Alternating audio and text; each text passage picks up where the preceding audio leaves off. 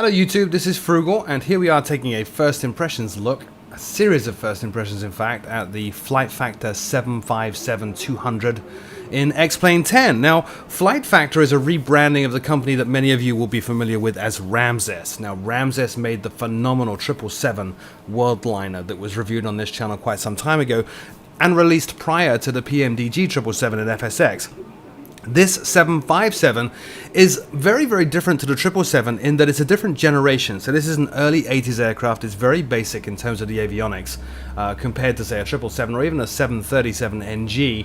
But it has a lot in common in that it is every bit as complex as the 777 from Ramzess that we looked at previously. A phenomenally complex aircraft. In fact, every single non-normal condition, so every single failure that you could possibly imagine or that is documented in Boeing's own FCOM is covered in this aircraft. It is that detailed.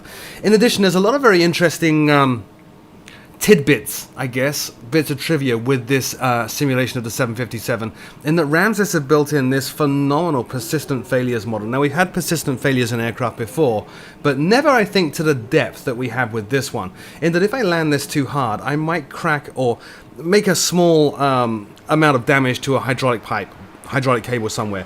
That damage, that very, very, very minor damage, could translate in 10 flights' time to a serious hydraulic leak. So you have this progression of failures, this progression of deterioration of the aircraft, which is in some respects, I guess, is similar to the way AccuSim does stuff with the older aircraft in the FSX world. It's very, very cool. Now, as always with X-Plane, the first thing you have to get over, other than the fact that it actually looks very, very nice, but the first thing you have to get over is actually the X-Plane UI. There are a series of menus built into this aircraft which you have to access from the X-Plane UI. That's probably the only letdown I've found with this aircraft. They are ugly as sin, but they do the job. So the first one we're going to look at, if we go right up here, we go to the plugins menu, go 757. Now, all these first ones, general on-ground failures, about and public address, they're all actually the same interface. Checklist is a different one. Let's bring up general first. So here's general. General gives me access to things like doors. So if I wanted to open that front left door right there, I just click on the door. And there it goes. Nicely animated, good sounds, very, very cool. Same on all these other doors. Pretty cool. We got some general options here as well about the flight modeling, so I can set it into high challenge or not, real limits or not, real time or not in terms of maintenance and failures, whether the first officer is flying or the captain is flying, and so on and so on. There's even a charts on option. When we get into the flight deck, into the cockpit, you'll see on the yoke there's a place to hold charts in a Boeing 757, and you can plug in your own charts. They include a utility, I think it's called PDF to PNG or something like that, which basically converts documents you have, charts you have, into the PNG format that is used within this aircraft. So you can have those actual charts appearing within the cockpit, which is a really neat factor. On the ground here, we're currently at a gate, so we'll put this in gate configuration. We're also going to say that we do want a GPU, well, you can see the GPU right there. If I wanted to at this point, I could also bring out, say, a fuel truck. There's the fuel truck, just appeared on the right hand side. I can bring out de-icers, I can put the chocks on the aircraft, there they are down the bottom there, and much more besides. Put a ground start unit in here. Very cool, very detailed, very accurate. Now this is where you set up the loading of the aircraft, and this is really where the quirks kick in. It's a little unfriendly, and I had quite a lot of trouble initially getting to grips with this aircraft, in that if I wanted to load in fuel and passengers, you can only do that by opening a door. You can't load the fuel or the passengers unless the door is open and unless a fuel truck is present. There are no warnings telling you that that's not the case, so just bear that in mind. Now I've actually got a flight plan here. I'm using PFPX for my flight plan, and we're going to be flying from Amsterdam. This is Aerosoft's phenomenally detailed Amsterdam airport to Aerosoft's equally detailed Zurich airport. Now, I've already done my flight planning, and I know that my takeoff fuel, my release fuel, is going to be 18,844 pounds. There's the next quirk right there. There is no way of changing these units of measure easily. So if you're flying in Europe, you're typically going to be using kilograms, not pounds. You can't just flick this into kilograms, which is a bit of a pain. Not the end of the world in terms of using a planning tool like PFPX. Just set it up to pounds only, and you're good to go. Now, this is a little strange as well. I need to knock these values out in order for them not to affect my fuel planning. But if you wanted to, you can put in the amount of APU time, the amount of taxi time, contingency fuel in those fields there. I don't like to do that because I do a full plan with PFPX. So I'm just going to click on that bottom field, delete a few times. Notice that I'm hitting delete, but the numbers are not changing. That's the next quirk. Now, I'm pointing out a lot of quirks, but don't get me wrong. This is a phenomenal aircraft, and I have no hesitation recommending it. But I think it's important that you do see the quirks. So I typed in 2, I pressed delete, 2 is still there. If I type in 1 now, it overwrites it. So 18844. Next thing that I dislike about this, but again, not the end of the world. I know that with my packs and my cargo, my zero fuel weight on this aircraft is 183,747 pounds. I have no way of setting that in. I kind of have to guess the weight down here. And you actually just have total weight, not zero fuel weight. So looking at my plan here, my total planned takeoff weight is 202,241. So we're going to try and play with these numbers a little bit here. We'll put the number of passengers up to 200. That's going to give us some room down here. So just under 20,000 right now. So let's add another, let's put that up to say 5,000. Now we're getting a little bit closer. I wonder if I can increase this just a tiny touch. No, I can't. Alright. Let's say maybe 7,000. That might be a bit too much. That'll do. That'll do. We'll take it. We'll take it. Once you've done that, if you have the door open, you have the fuel truck nearby, you can click on load plane. Now it will put all that stuff on board the aircraft. Let's look at the other menus up here, or options. We have failures here, so you can reset all the failures. It will show you here the failures that have been detected. You can click on an about, and it shows you the team that developed this. So it is Philip and Roman are the primary guys behind this. Also Jack Sketchus, who is the guy that did the FlyJSim 727. He was responsible for a lot of the aero modeling on this aircraft. Small world in the world of X-Plane. We also have a PA here, and I can use this to announce to the passengers what's going on. So at this point, I could welcome them on board. Listen to this. I probably need to go into the cockpit to hear that, so that's what I'm going to do right now. You on board this Boeing 757-200 airliner. If you haven't already done so, please stow your carry-on luggage underneath the seat in front of you, or in an overhead bin. The flight crew will do everything possible to make your flight comfortable and enjoyable. Xplane.org, onesim.com, and Ramzess Aviation Design wish you a pleasant flight experience. So notice it's a computerized or synthesized voice, and on my computer it's using the built-in Windows speech synthesis system to do it. It does get a little old, but it is neat that these things are all included. Anyway, we're going to leave that menu system. In fact, we're not going to leave it up. We're going to get rid of that, and I'm going to pop up the checklist system. The checklist system is where this thing really starts to shine. Look at this. So what we have here are normal checklists. So pre-flight, before start, before taxi. These are checklists. And over here we have what are actually flows. It calls them procedures, but they're flows. There is a tutorial built in, much like in the Ramzess 777, which will walk you through everything you need to do. But better than that, if we go into Amplified here, let's power this aircraft up. Click on Power Up. Now what I can do, I can run through these items myself. So I'm going to jump up to the overhead here. So it says the first step is to turn the battery on. I don't like the way these covers work at all. I would rather just click to have that pop open and click to drop it down again. But watch, if I click the battery on, notice that turns green. Now I need to click and drag in a weird way to put that down again. So that's how the checklists work. As you do stuff, it marks them checked. If you don't want to do them, just click on auto. Watch this. So now it's run through everything and it's saying electrical power established. Normally this would be a check item. It's waiting for me to go and do stuff. Now we have external power available, so I'm going to connect it. We'll turn on the bus ties. Turn on the 2 utility buses, we're good to go. So we'll say checked on that, and it auto will continue down this list and finish it, at which point I can click on next. Now here's the next annoyance, but it's quite funny. That ding ding was the chief flight attendant. Listen. Sir, if I may say so, it seems to be a dash cold in the cabin. Now that's kind of important. He's saying it's a bit cold, and this drove me nuts. I was trying to fly this from a very cold place, and I was freezing to death. What would happen when the screen would turn blue, you'd hear this really strange sound, like a clicking sound. Turns out it's the pilot's teeth chattering, and I would ultimately freeze to death. That's built into this as well, but that's not the annoying bit. The annoying bit is that guy, the chief flight attendant, will bug the crap out of you. If you miss an announcement, he'll tell you. If you get something wrong, he will tell you. If you...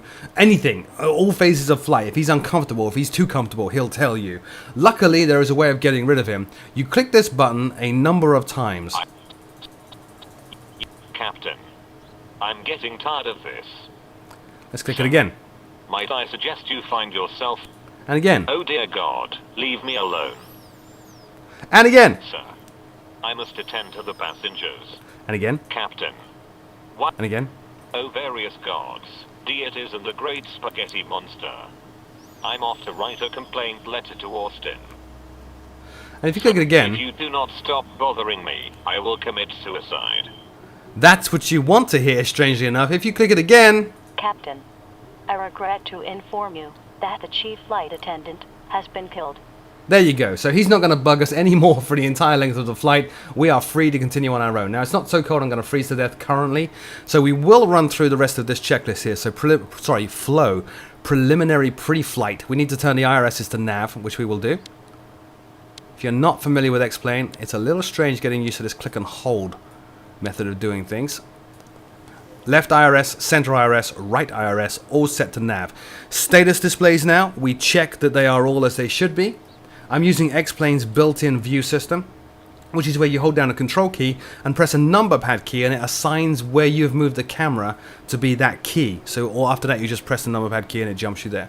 So on the status displays, left and right generators are off. Cabin temperatures are all off, left and right engine bleeds are off, flight deck temperature is off, left and right packs are off, recirculation fans are off, trim air is off, window heat is off, EEC is off. Everything is exactly as we would expect it to be, so we are good. Let's jump back up the top and we will say here, checked. Verify quantities, oxygen pressure, hydraulics and engine oil. These are all down here on synaptic displays, so let's click on status. Hydraulic quantities all look within limits. Pressure's not showing up, obviously. Oxygen pressure is good, quantity of oil is good, so we can say once again, checked. And we can go on to the next list. Now we're setting up the FMC, or CDU preflight I should say. So you can zoom down here and you can do this by zooming in. You can also fire that up on an external web browser if you want. Just like the PNDG aircraft though, you can click it and pop it out, which is how I tend to work with it best. This is a little strange. If you are familiar to working with Boeing aircraft, this gets a little odd, and I'll show you for why. The first thing you need to do, by the way, notice my nav data is correct. You can download nav data for this aircraft from Navigraph. So go to Posinet, enter the reference airport that you're at, so EHAM, Echo Hotel Alpha Mike, and it wants us to set after that the IRS position. Now normally in a Boeing you would wait for the IRSs to align, go to the next page, pick up the GPS position and then feed that in there. You can't do that, or I've not found a way of doing that. You actually need to go and click on that one and then click it in there. Now the initial IRS position is set. Not wholly accurate, but it does work. Onto the route. Notice just like in a 737NG, it preserves the reference airport. So we'll put that in. We are going to Lima Sierra Zurich Hotel. We will put that in. And we don't have a company route. In fact, we do have a company route. Here's a tip. If you're using PFPX, export your PFPX flight plan as Aerosoft's Airbus X format. Then find the file that got exported and drop it into the appropriate directory for this within X-Plane, and everything works as it should. We're taking runway 24. We will drop that in here. And now we can start feeding in our route. This is a little odd. Bear in mind, this is early 80s. So this is really quite early on in the evolution of CDUs and automated flight for Boeing aircraft. So it's a little bit clunky in places, but you soon get used to it. So after taking off, we are going to Lopic. So Lima, Oscar, Papa, India, Kilo. Done.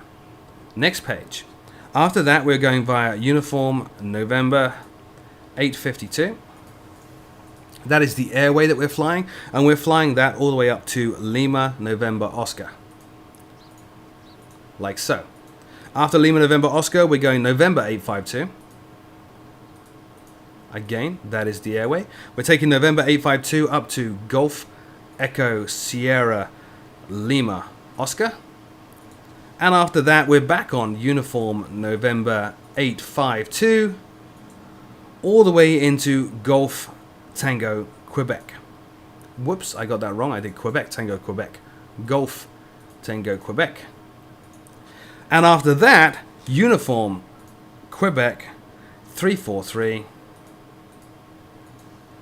into Bega, Bravo, Echo, Golf, Alpha, Romeo. And our final step here is going to be Uniform November 491, Uniform November 491. Here, out to our final waypoint, which is Tango Romeo. Let's clear that all out. Tango Romeo Alpha. Done. Now we can activate and execute. Before we go perf init, we will set our departure. So we are taking runway 24. That's already in here, and we're taking the. Let me look at my plan. Lopi 1S. So it is that SID there. So that's selected. Runway 24 is selected. Execute. Now we can go back into the route. That all looks good. Let's go to perf init. Our flight level today is flight level 370. So we'll feed that in. There's a couple of handy shortcuts here, just like in the PNDG aircraft. Double click on, or single click actually, on zero fuel weight, it brings that up. Our fuel reserves, according to my flight planning. Now, as I said, I use PFPX. That is an expensive tool. If you don't have it, you can do the same thing at simbrief.com, which is free. That's 3.3 here. I'm going to take a cost index of 25. Great. Our transition altitude initially is 4,000. Wonderful. Let's go to the takeoff page. Turn ref speeds on. That sets the bugs down here on the speed indicator. We are having a derated takeoff today of, I think it's 54 degrees. I'm just checking here. 51 degrees. So we'll feed that in here. That will derate the engines. Again, something I got out of PFPX. You don't need to do that. If you just want to jump in and fly, you don't need to do that. Don't worry about it too much. So with all that done, everything is set. So let's look at our checklist up here. So initial data was actually set. I should have done that piece by piece. Ident page, position and net navigation data is set. Route page executed. Departures are selected.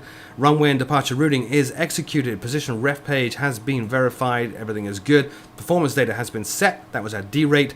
Zero fuel weight was set and entered. And the fuel that we saw did match what I had loaded. Verified. Fuel is sufficient for takeoff. Yes, indeed it is. Takeoff V speeds are set. And our V2 speed is 139. Great. So let's get rid of this now. Let's sit in here our 159. I'll just click and hold that. Now, just like in a Boeing NG or even a 777, you can verify that what you've done is correct if you wish. Turn the flight director on. Pilot side first. That makes the pilot side controlling side. Then arm, LNAV and VNAV. If they both light up, you're good to go. We're good to go. So our initial heading in this case is going to be 240. Runway heading. I should go left. It'll be a lot quicker. Bear with me here.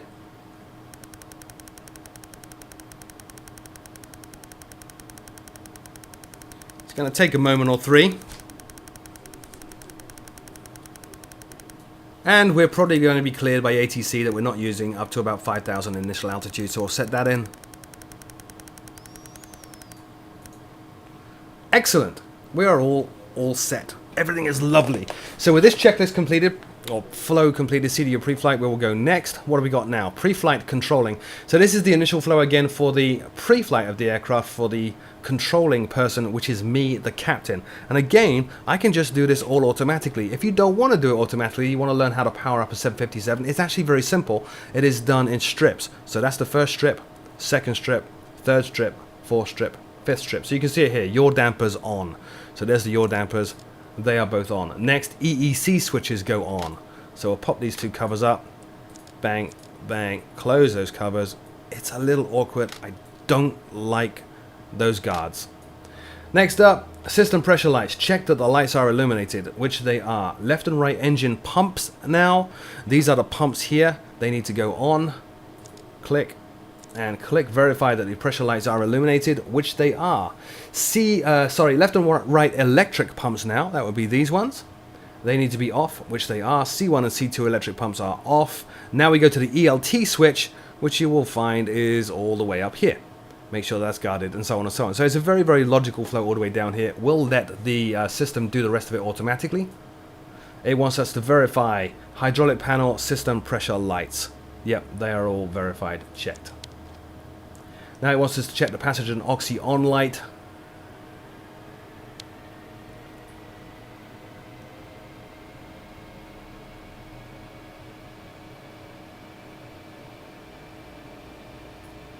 I was listening to that sound there. Then it's the research system just coming online, so that's all fine. Check.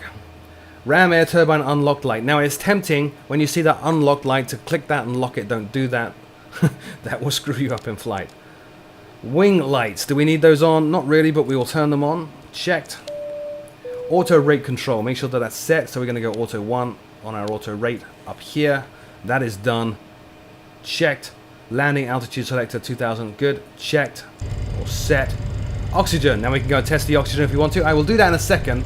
The first thing I'm actually going to do though is actually warm up the cabin before we actually do end up with a problem. We're just going to put these all on auto. Here. And the cockpit or flight deck. Here. Let's go back down here. Here's the oxy system. If you click on this, you actually deploy oxygen masks. Look. It's a neat touch. You can get rid of it by clicking the oxy mask. We always say check. Cabin crew oxygen pressure checked. We were breathing just fine. And finally, flight instruments. We need to check those.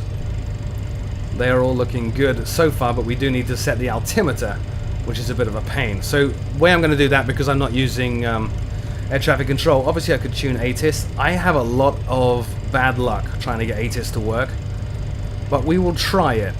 We will try it. It's 122.2. So, VHF left. Come on. Oh, hang on. Let's turn it on. There we go. Click, click.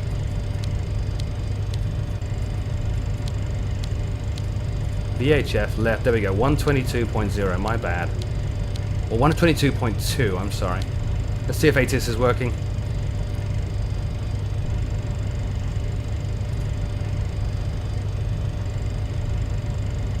Not hearing a thing. Let's try 122.00. I don't think that's going to work either. I will show you the trick if you can't get ATIS to work. Nothing. The trick, if you can't get it to work, is actually go to settings, data input and output, find atmosphere weather, click on the rightmost button, get rid of that dialog box. It will show you surface level pressure of 300 right there. The way we set this now in the aircraft, there's actually 3 of these we need to set. It is very old school. So 300, we're at 299.2 currently. So click and hold. It's a little bit fiddly. There's one. Here's the second one down here. 300. That'll do. Let's go over here. Now I'm saying that will do. I can verify whether or not that will do. I'll show you how. Whoa, a little bit too far. There we go, 300. Look up here. If you have a warning telling you the altimeters don't match, then you have a problem. We don't have that. We are all good. So those are done. Checked. Auto land status annunciator check. Auto land, no auto land. We are good. So on and so on and so on. Upper ICAS display check that it's showing primary engine indications. We'll move this checklist out of the way. That would be primary engine indications. We are all good to go there. Checked. Secondary engine indications. So we'll switch this and switch this. They are all up now. Decision height selector. Decision height is going to be 200. We will go ahead and set that here. Whoops. There. Checked. Terrain switch. We're not really going to worry about that too much. HSI range down to 10 miles currently, which is perfect. Traffic, I'm not going to worry about that right now. Mode selector is checked. Map switches. These are all these things down here. So we'll turn on, let's just turn on data. It shows us our expected information about the expected waypoints en route. So that's all good.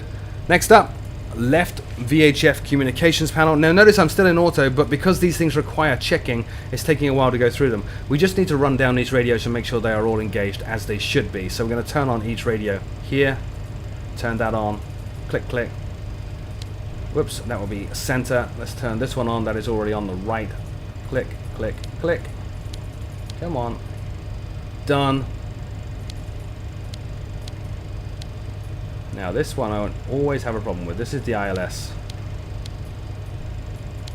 There we go, it's up. So now I can tune the ILS as well. Notice the ILS is on a very separate bay. Notice also that up here we have a switch for manual or auto tuning of VORs and DMEs. We're going to put that on automatic. That's going to set our frequencies and our radials throughout the flight, which is very, very useful. So that is checked. ADF panel checked. Engine fire panel checked. Transponder panel, we didn't do that. It is the law now in America, I don't know about Europe, that once you're powered up, you have TA and RA on the transponder straight away. So we'll just go ahead and do that. TA and RA, that's where you put in your transponder code. Checked. ILS panel checked. VHF, right VHF is checked and on. ADF panel checked. Checklist completed. Now we can actually go over here to our pre-flight checklist. In fact, no, we can't. There is one more procedure to do, which is the not controlling, so the first officer one. Exactly the same as before. Just click on auto. Bank limit. Make sure that that is set. Here it is. It's on normal. Checked. Alternate stabilizer trim switches. Alternate stabs. Yep, we're all good on those. Checked. Flap lever should be up and should correspond with what we're seeing here, which it does. Checked. Fuel control switch warning lights are checked. Done. Now we can actually, go over to the pre-flight checklist and run through all these. So oxygen tested. Good.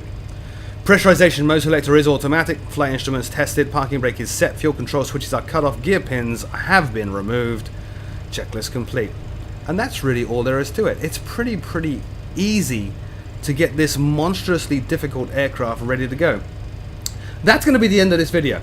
As is customary in these. In the next part of the video, we're actually going to start the aircraft up, do the pushback and takeoff. I'll show you a bit more of the aircraft as well in flight, such as the cabin, which is really amazing. And we'll make our way out to Zurich. So as always, my name is Froogle. Thank you so much for watching.